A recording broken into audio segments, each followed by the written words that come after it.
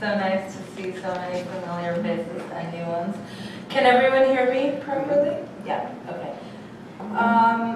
So I'm going to start by, I'm going to share with you both evolution and progression of my work with a focus on a few projects, which I'll be talking about with Pratibha later, but also I wanted to ground this a little bit in some of what Jackie was talking about, some of the visual and cultural references that are placed not necessarily within fine art historical canon. So I think this is important for my work, but this is also something that I notice is important for contemporary art today, which is that different forms of everyday visual culture, whether those are like a Snapchat or a YouTube or whatever they are, become part of the material and the signs and symbols with which artists work. So, and I think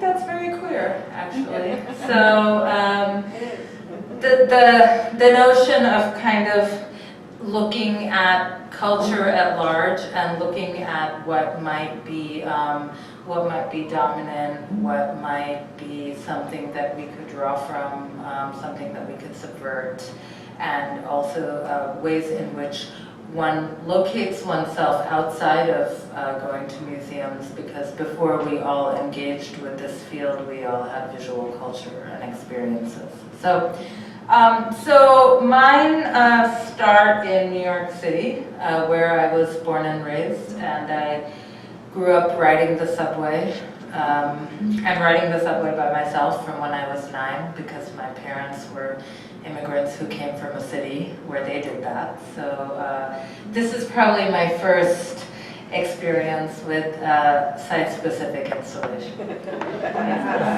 And then this is probably my second experience with site-specific installation. So I was waiting on this train platform. I didn't actually see, for example, a Keith Haring drawing, but I did see the drawings themselves. And I did think about the contrast of his visual language in comparison with like an alcohol ad or whatever else might have been up in that public space at that time.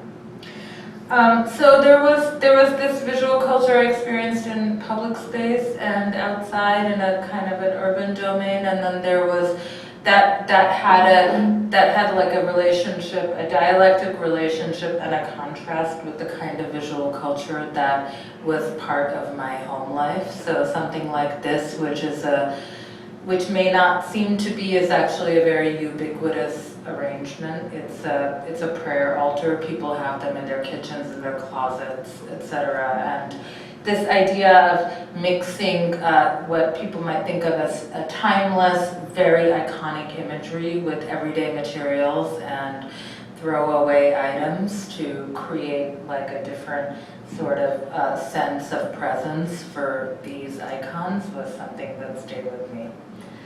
So in my own world, fine art and mass-produced work were kind of circulating equally on one plane, as was myth from here or from the South Asian subcontinent. So here you have, there's two images here. So this one is a painting.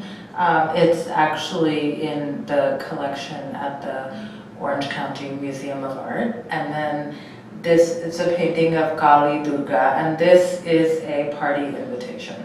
So these two things were kind of given equal weight in my own visual experience. And as was this idea of classical mythology, which I did study, as well as seeing how those mythic elements transposed into my own contemporary viewing life. So just thinking about how some of these narratives and these tropes stretch across geography, they stretch across literature, across bodies of art. So my work is interested in that myth and narrativity, but also very much in how those forms allow for a collision of different kinds of bodies and spaces, and a focus on certain kind of bodily excess. And a lot of that experience for me also was kind of something that I came to growing up watching Bollywood. So in the way in which the icons of femininity were often very excessive and also had a broad range of expression that wasn't just limited to what one would think of as more of a normative femininity. So those things were interesting to me. And later also was interesting was how these icons, like any kind of large-scale mass-produced or largely legible icons, are then appropriated in a kind of a queer cultural space. So the theater, where we watched some of these movies, which now these are back, but before there was the VCR, there was the theater that we went to, and now after the DVD, the theater has come back, so it's interesting. So these were representations where I felt sort of at home in. They weren't necessarily based in identity or connected to one specific thing, but I found some kind of synergy and some kind of connection with all of these representations. And I think that one of the things that my work had tried to understand was how this sort of self-assembled lexicon that felt very complex and inclusive stood in contrast with the kinds of images and representations that were being circulated in mass media of the South Asian subcontinent at the time. So this is probably like the first image I saw of a South Asian subject in a mass-produced, sort of mass-circulated way in a supermarket on the cover of a magazine. And I think that the uncanny relationship and the feeling of abjection and horror that this kind of image has really rubbed up against what I was thinking about in terms of my own understanding of visual culture and joy and pleasure and so on. So my first works were sort of an attempt to dissect and then stitch together all of these different sources, some of using, like to process these gaps and fissures and to push those frictions into the foreground. So a lot of these images included archival imagery that I collected. Some of these are images pictured of India from Time Life books, which had a book series about every country. That was something we grew up with. And thinking about how to juxtapose bodies in a different way and how to think about a relationship between the viewer and the object, and how this is a kind of a dialectical relationship where the object is sort of looking back at the viewer. So the works were inspired in part by my own family history. The images come from photographs that I took of gardens and various things with my actual film camera, and then developed them, and then also thinking about other artists that I was interested in this case Pierre and Gilles was something that I was thinking about, as well as Aubrey Beardsley, and just thinking about how some of these artists would be queering certain kinds of mythology. So in these cases I was thinking of Salome. So the work moved from being painted on the canvas to then moving off of the canvas and moving onto the wall. A part of that was just that time and space and opportunity to explore those previous paintings that you saw. They were painted in my bedroom. So something like this was like 7 by 8.5 feet, but that was about as large as I could bring the stretchers into my room and stretch the canvas there. So then the work sort of grew, and the subject matter in many ways remained consistent. This interest in mythology, an interest in the body sort of doubling and fracturing, the female protagonist being at the center of things. But the works themselves began to be executed directly on the wall. So this is like about 8 by 21 feet. This is a detail. And I also began to use sculptural elements in my installations at this time, in a way as another way to sort of signal content and context. A lot of these materials are everyday materials like plastic rug coverings and marbles and other kinds of decorations you might find in immigrant homes, as well as wrapping paper. And in the bottom here you see a drawing which is made actually out of flour and water, a form that comes back in my work. It's called a golem, but I'll talk about that a little bit more. So these are some of the other images of these installations. Here's an image that sort of gives you a sense of scale.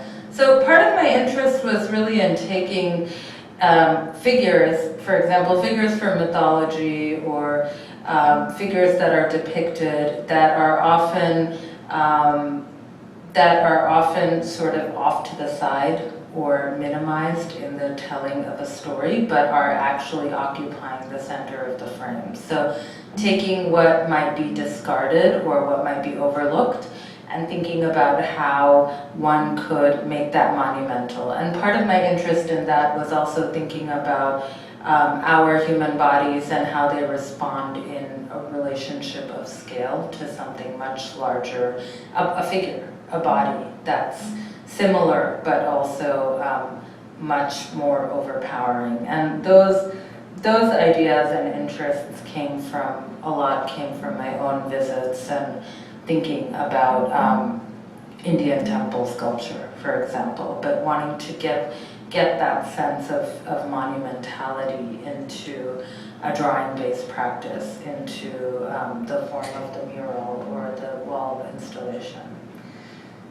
I work across media, so I'm also including some other images here that kind of span other media besides painting and drawing. This, for example, speaking of taking the discarded and turning it into something monumental, this is like a 25-foot pair of underwear for a person that has 3 legs.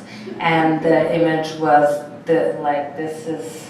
this kind of underwear is called a chaddi, and this is taken from, the idea of this was taken from a portion of the Ramayana where there is a character who tries to seduce the main characters, and then when she is discovered, so she dresses herself as a light-skinned, skinny person, even though she was large and dark, and then when she's discovered, her ears and nose are mutilated, and this sort of starts the beginning of the story. So oftentimes just the way in which the female form functions more as a catalyst for a much larger story rather than as the central point itself was something that I found myself noticing over and over again. I'm also interested in the place where history ends and myth begins. So these are some of those previous works I showed you were inspired by classical mythologies or comic mythologies. This is inspired by a figure called the Rani of Jhansi, or the Queen of Jhansi. She was one of the first people to rebel against the British, and something like this actually, the idea for something like this actually came a lot of my work comes out of play. So this was the 4th version of something that was initially, the first version of which was a Halloween party costume. So I decided to be this for Halloween, and then I remade it and remade it and remade it until it kind of had a form. So, and the form included also thinking about the visual gaps in representation that we often see in the archive, and looking at how to envision something around absences and erasures in some kind of an archive.